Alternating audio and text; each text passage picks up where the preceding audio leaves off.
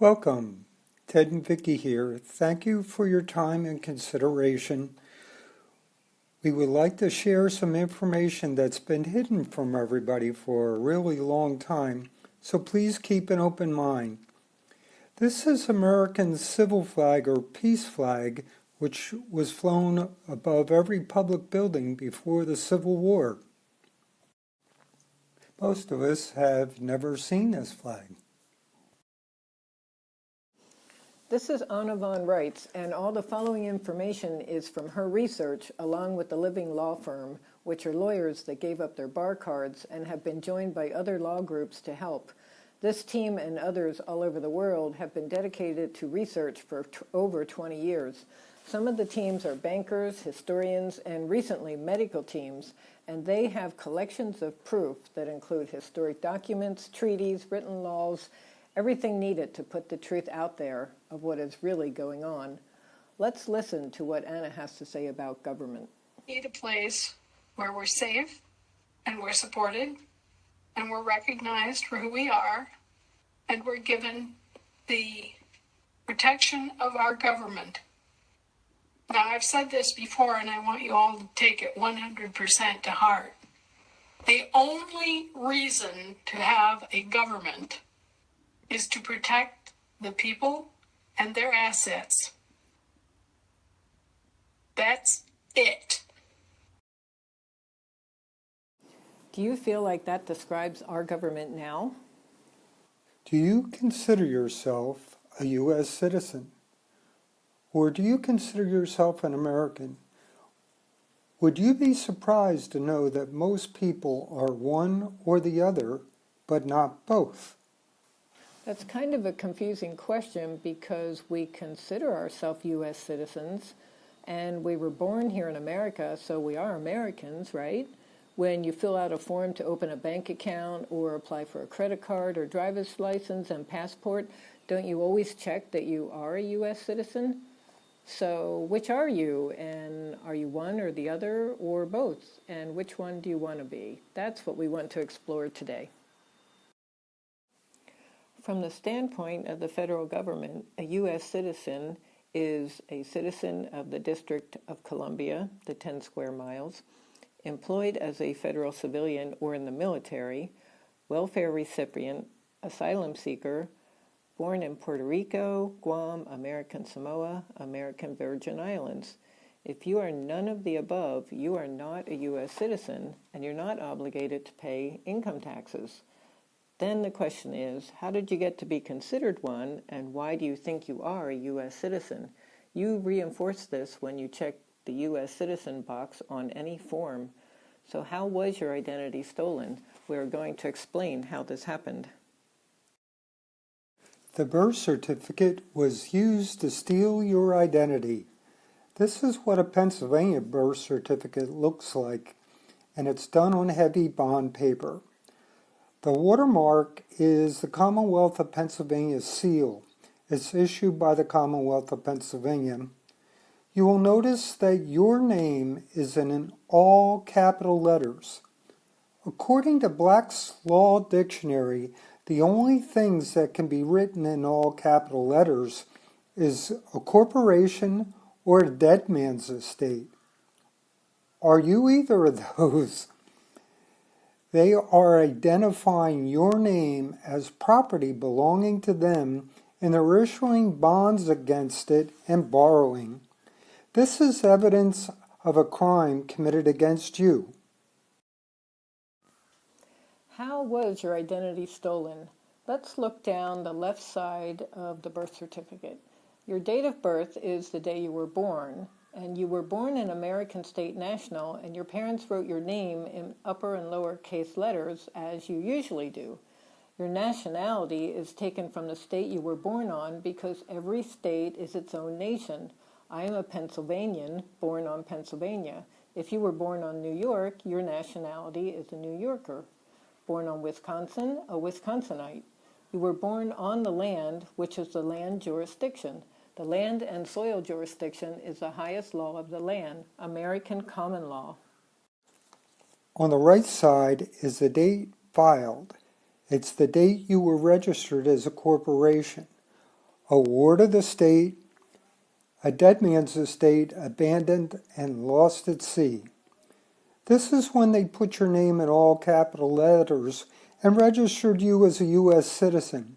A U.S. citizen is in the sea jurisdiction, so they shanghaied you from the land to the sea. Were your parents aware that they abandoned you to the state? I think not. Were you aware as a baby? No. No one was told the truth. Pulling people from the land and air jurisdictions into the jurisdiction of the sea is known as press ganging, and it has been outlawed for 200 years. When the sea jurisdiction laps onto the land, it is called inland piracy. That's outlawed too. When people of the land jurisdiction are forced to donate the fruits of their labor against their will, it is known as peonage or enslavement, also outlawed. An unconscionable contract is a contract you literally are not aware of. Neither you, the baby, or your parents were told about this scam. Press ganging, inland piracy, peonage, and enslavement are all a capital crime with the death penalty according to Article 3 of the Geneva Convention Protocols of 1949. What is the result of all this fraud? You have been enslaved from birth through death through semantic deceit of your name. In the left circle are the corporate names they created. Think about what letters, documents, mail, bills you get in your all capital letters name, like your driver's license, passport, utility bills, insurance, credit cards, taxes, bank accounts, student loans, bank loans, almost everything but junk mail. These do not belong to you, the living man or woman. They have nothing to do with you. They are a corporation. Your name was registered as a U.S. citizen. It has privileges which can be taken away at any time. It can't own anything because it's a fiction, not alive. It can only take title and register. When you register something, you give it back to who you register it with. So when you register your car, you're giving it back to the state. Register a driver's license, your baby. Same thing. How many of you have purchased a house?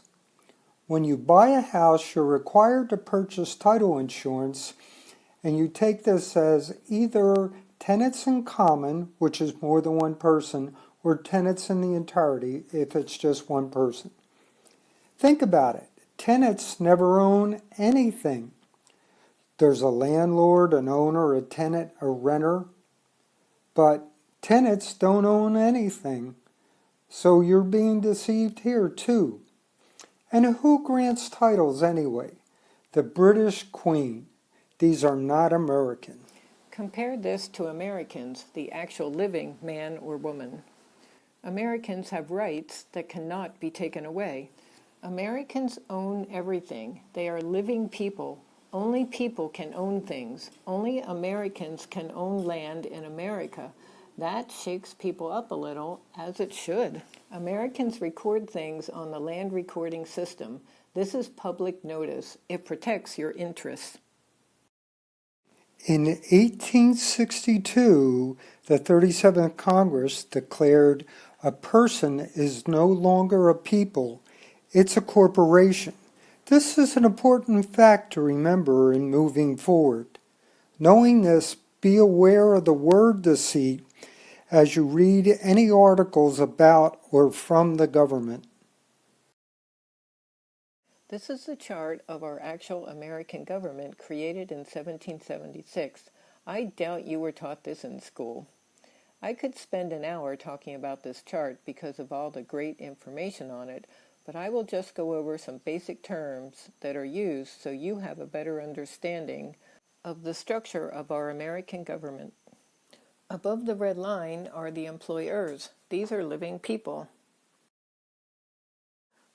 Below the red line are the employees, made up of persons, which we just saw are corporations, non-living. There is nothing alive below the red line. All the living people are above the red line. Now, the difference between the Federation and the federal government, they are not the same thing. The Federation consists of the states of the Union, above the red line, living people. The federal government is the subcontractors, the employees of the Federation. The United States is a union of the states which hold the soil jurisdiction. Picture a map of the country with just all the counties. This is where people live, on the soil, on Pennsylvania, on Virginia, on Idaho. These states of the Union are members of the Federation of States, which is the United States of America. These are physical states with borders simply named Pennsylvania, New Jersey, Wisconsin. The United States and the United States of America are populated by living people and function under common law. How did the subcontractors come to be? This country started out as farmers, merchants, lumber mill owners, shop owners, and as the colonies were developing, they needed to ship goods back to Europe and develop trade. Because the British already had trade established and they had the strongest navy, it was common sense to talk with them. They made an agreement that had specific terms and conditions that they would work together and they would be paid for these services.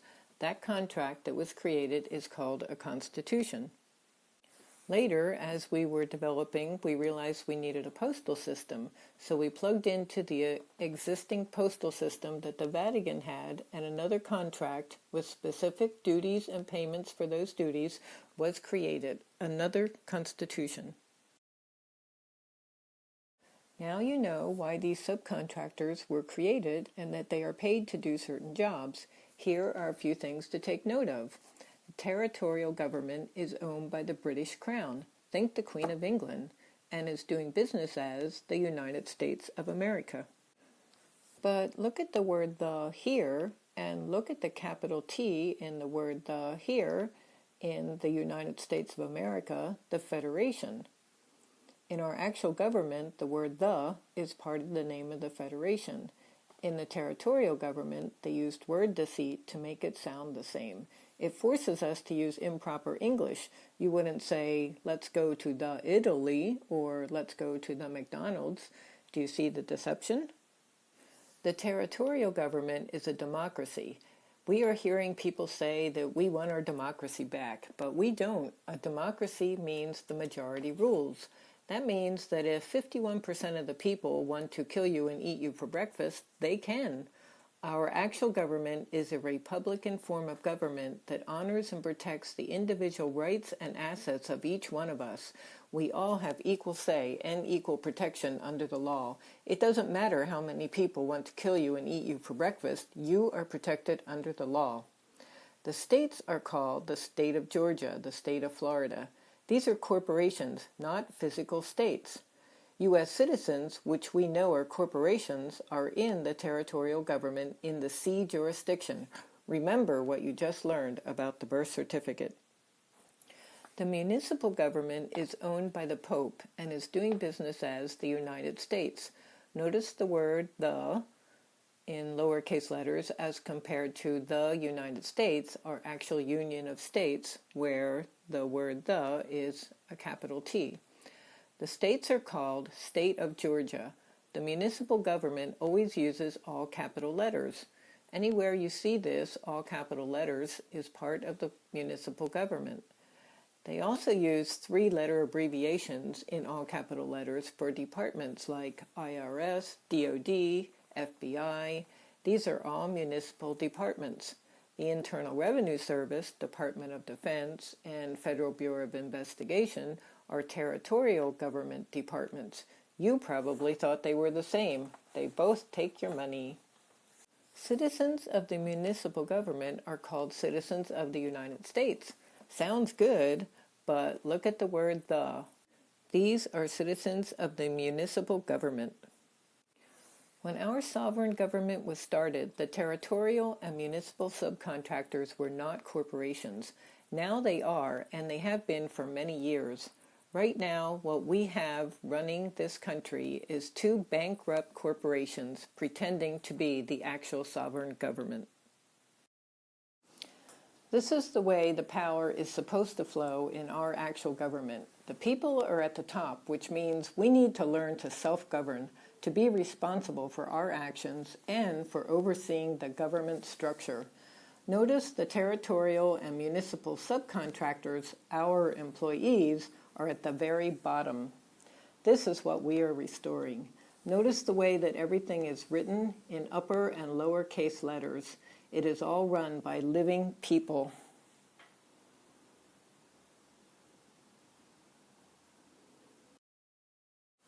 This is the flow of power now. It's inverted. The territorial and municipal subcontractors are at the top, putting out their 80 million laws and executive orders and now mandates, expecting everyone to follow them. Note the all-capital names, which are municipal corporations. They have incorporated all layers of the government. The federal government, all capital letters, run by the Pope. All of the state of states and most of the counties and townships across the country have also been incorporated. Even your name is incorporated. There are no living people here. We, the people, have no power or voice. I want to show you some of the word deceptions that have been used over the last 160 years. In 1863, the United States, a commercial company, was declared bankrupt by President Lincoln. He did this so it could be replaced with a Scottish commercial corporation named the United States of America Incorporated. That ran from 1863 to 1907. Honest Abe? Not so much. In 1907, the Scottish Commercial Corporation, the United States of America Incorporated, declared bankruptcy. In 1925, the Roman Catholic Church set up a Delaware corporation doing business as the United States of America Incorporated. This ran until 1933. In 1933, they changed that version of the name of the country to the United States Incorporated. Notice all capital letters, municipal government owned by the Pope. This ran until 2015, when President Obama bankrupted the municipal United States corporations, and in 2017, by domino effect, the territorial United States government was bankrupted and vacated. Also note that in 2009, the Federal Reserve was declared bankrupt and it was taken over by the UN Corporation, notice in all capital letters, which is owned by the municipal government and controlled by the Pope. Most recently, the government has renamed the country the United States of America Incorporated under the UN Corporation. Do you think this is bad management or maybe embezzlement? These are all private, for-profit foreign corporations using semantic deceit, another name change. Did anyone ever tell you this was happening? The Civil War. Where did everything run amok? There were municipal and territorial interests with their own agendas.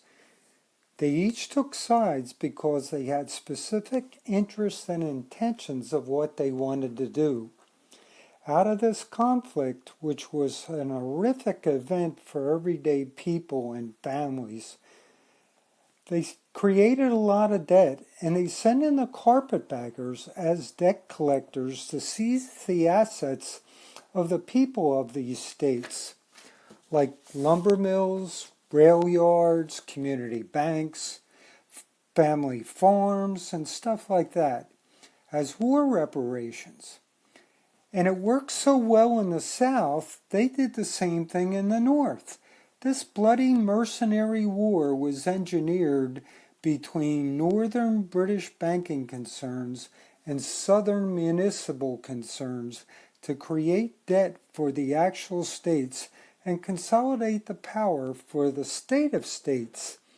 Then the same MO was used in other world wars and conflicts today. After the Civil War, there was so much confusion. Northerners in the South wanted to go home, Southerners in the North wanted to go home, families were scattered, There was no good communication. They were riding around on horses delivering letters. There was no internet or phones.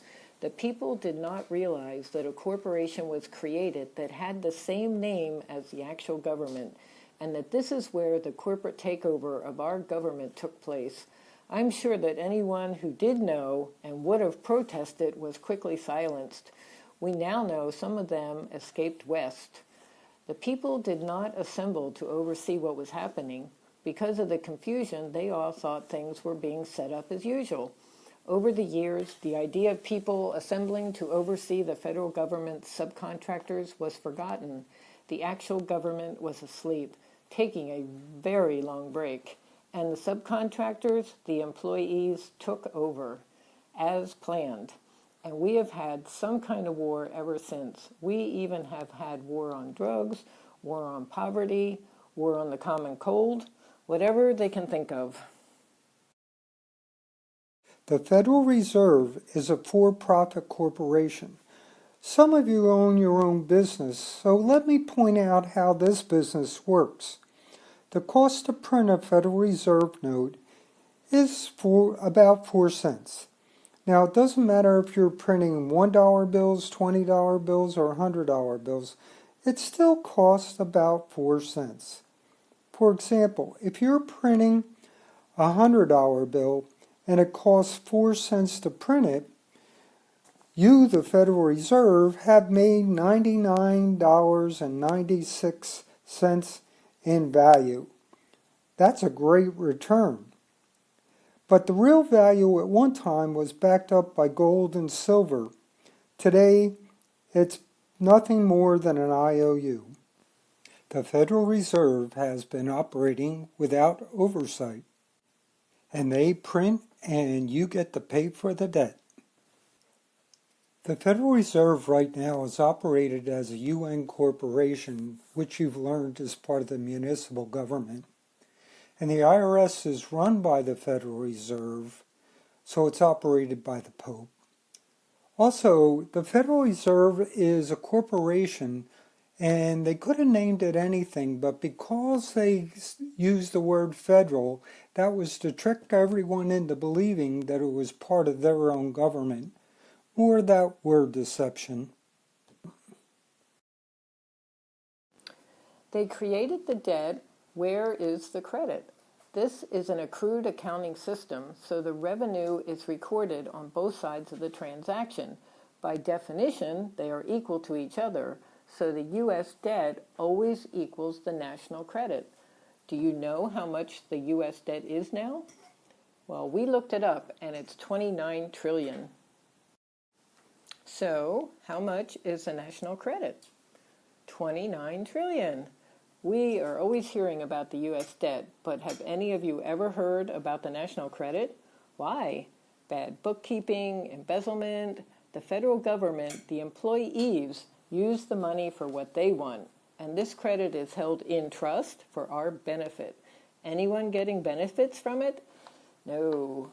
In 1998, Anna sent her research team out there to find the national credit. It took until 2011 for them to locate it. The DoD has it on their books, the Municipal Department of Defense. Anna and her teams do not give up. This is Joe from Joe's Hamburger Shop. I picked Joe because Anna's article number 2337 is about Joe. Think about Joe as being you in your business or your occupation, whatever it is that you do. You go into his hamburger shop and buy a hamburger. What have you done? You gave him some money. You gave him $5 for the hamburger. But what did you actually give him? You gave him a Federal Reserve note which has no value. It is an IOU. He put out his product and his labor and paid his employees. He put out everything, and all he got was an IOU for that. This is how the U.S. debt is created. All these IOUs are being kept track of. You paid $5 for a hamburger.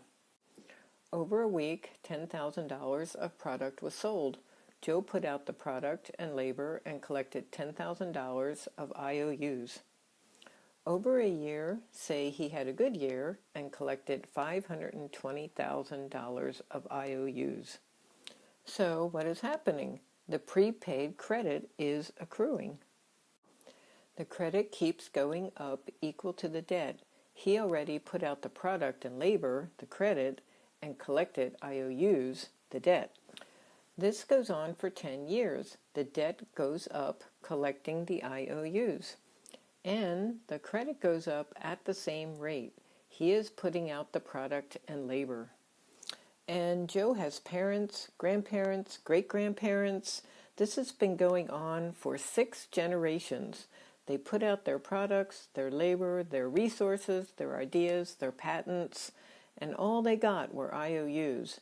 They even paid all the taxes they were never supposed to have. With all his family, the debt collected has gone up. And the credit has gone up in equal value. So what should have happened? Do you know? Well, over the years, Joe, the living man, got many bills for Joe, the person. Every one of us gets bills for the corporate version of our name. Say that over the years, Joe, the living man, got $1 million worth of bills for the all capital letters Joe, the person.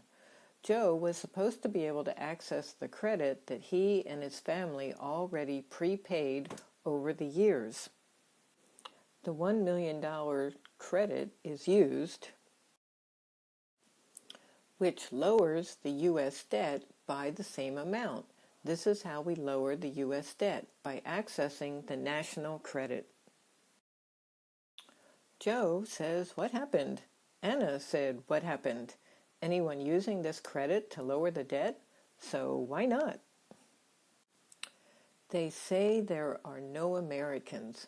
The national credit is for living people. They stole your identity and registered you as a U.S. citizen, a person.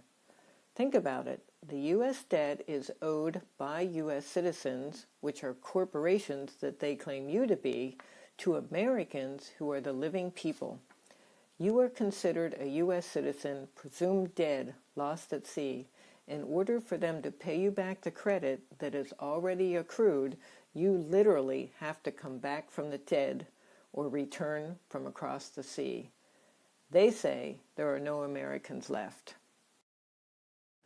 We say Americans are definitely here. We are here in every state of the Union. This is our American State National Credential Card. Anna's nationality is a Hawaiian because she was born on Hawaii. Her lawful name is upper and lowercase letters. Her home state and county are where she lives now. This was issued by the Hawaii Assembly, and her right thumbprint is her seal. This is the back of the card. You can see it is issued by the United States of America. Here is a QR code. When you scan this, it will show all the records you have on the land recording system for public notice. Americans are now establishing the Blue Dot banks. These are bilateral banks that are open and receiving funds now. These are international trade banks with the commercial bank set up under the International Trade Bank. The international trade banks are for living people and their physical assets. Back in the 1930s, the international trade banks that existed were converted to commercial banks, which are for corporations. And what are U.S. citizens? What is a person? What is a personal account? Corporate account. So we are bringing back full-service international trade banks for people and their assets, and they are being run under public law. Under these are the commercial banks that will also be run under public law. The Mutual Offset Credit Exemption Exchange, known as MOCHI, is the name for the remedy that was set up for living people to use the national credit. The previous slide, Joe's Hamburger Shop, explained the process set up. We were just not ever told about it. Americans will access their national credit with vendor cards to pay the bills we get for the corporation that has our name. These are similar to prepaid gift cards, but it is prepaid with the credit that was earned by you and your family. These are used to pay the bills in our all capital letters name, such as mortgage, student loans, health insurance, and all insurance, credit cards, bank loans, property taxes, car payment, utilities, and all the rest. All of this is protected with a blockchain system, so it is all safe and very high-tech. So here come the Americans, and all over the country, people are waking up and finding out how to return to the land and soil of America. We feel that everyone has the right to know the difference between what a U.S. citizen really is and what an American is, so they can make an informed decision where they stand and why we're doing this. The Great American Adventure. What is it? We have been called to assemble for the first time since 1864, the first time in 160 years. People are answering this call and stepping up to join their state assembly and learn to self-govern and have oversight over the federal governments. We are all learning this together. Now we have a state assembly in every state of the union. The purpose also is to have oversight at the state, county, and local levels. Think about this. Sheriffs are elected by the people and take an oath to the Constitution and should protect them according to the Constitution. But they are actually working for the county corporation and have to follow their rules. They actually have a choice of whether to follow the Constitution or not in each individual case. We feel they should always uphold the Constitution for the people. We need to start our land jurisdiction courts. They are the highest courts on the land. Our courts can nullify the municipal codes and statutes and laws because we live on the land and their laws are for the sea. This is a big deal. This is how we keep them in check. Our mission is to peacefully restore our actual sovereign government to its full function, our American government that protects the people and their assets. Let's look at some of our accomplishments. One of the things that was accomplished this past year was the development of the land recording system. This is used worldwide because what has happened here in the United States has happened all over the world. This is where we record for public record that we have changed our political status and are American state nationals, no longer paying their taxes as slaves. After the Civil War, there was no one with the right standing and jurisdiction to vote the states that were created after 1860 as states of the Union because a corporation had taken over the government. Now that the states have assembled again, the states that existed before 1860 were able to vote to enroll the others as states of the Union. Once they are states of the Union, then they are also members of the Federation of States. This was effective with the original date of their contract. This is important because all the land and mineral rights, grazing rights, oil rights had been managed up until this time by the Bureau of Land Management, which is a private for-profit corporation. They weren't managed or kept for the people who lived in that area or that state. Now they lawfully cannot continue to do so. We passed our first public law in 160 years. When the vaccines came out, we realized that with that mRNA in them, that these corporations were going to claim people as genetically modified and that they are transhumans with no rights and that the corporation would own them. This law restricts ownership interest in living things. Because the states of the Union had not assembled after the Civil War, there was no one with the right standing or jurisdiction that could actually end that war. Now we have assembled and we voted to finally end the Civil War. It was effective August 1st, 2021. This is very important because since the Civil War, there has been the Emergency War Powers Act, and every few years there would be a war against something or someone. Now, peace has been declared on the land. For those American state citizens that were able to vote, It was very exciting to participate in this historical moment. How do you correct your political status and come back to the land? You, the living man or woman, are physically on the land, but on paper, on record, you are a U.S. citizen on the sea. You can stay there, or you can come back to the land and soil. To start this process, send an email to your state coordinator. You can find this at states.americanstatenationals.org. You will get further instructions. You will need a copy of your birth certificate and 2 witnesses that have known you 7 years or longer. These all get notarized. With these and autographing this 1779 declaration and recording all these on the land recording system puts you back on the land quickly. After that, you can order your credential card. Congratulations! Once you are an American, how can you help? You can join your state assembly. In that assembly, you can help on committees, and there are different ones. You may find one that you have an interest in joining. If your skills and life experiences could be helpful, and you're willing to learn as you go, the committees can use your help. Read, study, share what you've learned. It's new to all of us. We're learning to self-govern. It didn't come with specific instructions. Everyone has the right to choose to either remain as a U.S. citizen or come back to being an American again. But we need to share this information so that people can make informed decisions. We all have the right to be Americans and reclaim our birthright.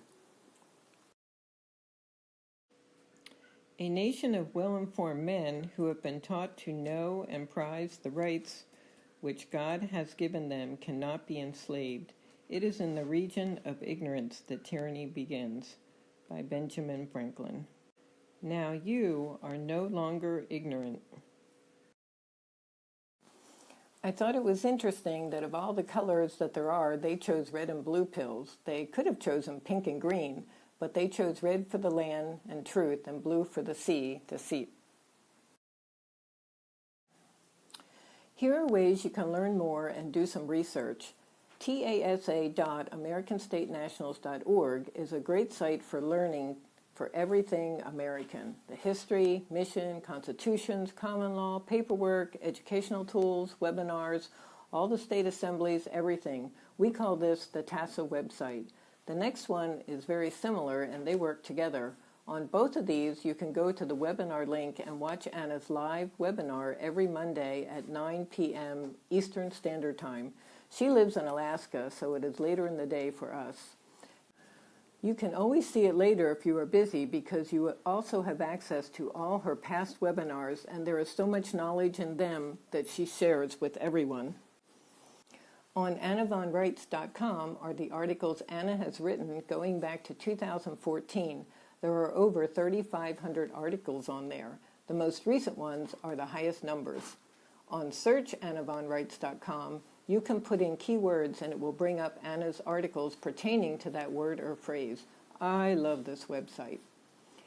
Anna has written several books. You Know Something is Wrong When is where most of this information has come from. You can purchase it on the website. Everyone in America should read this book. Ask not what your country can do for you, but what you can do for your country.